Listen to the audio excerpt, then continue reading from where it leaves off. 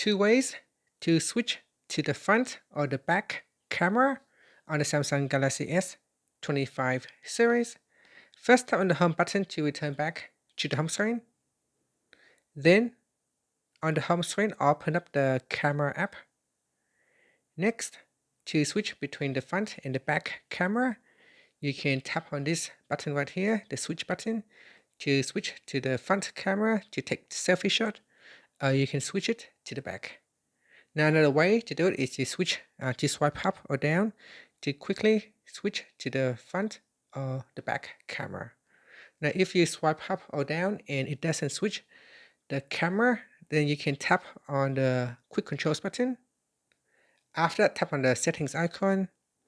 In here, scroll down and make sure you turn on swipe up or down to switch cameras.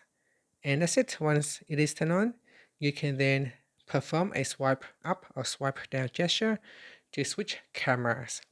And that's it. Finally, you can tap on the home button to return back to the home screen. Thank you for watching this video. Please like and subscribe to my channel for more videos.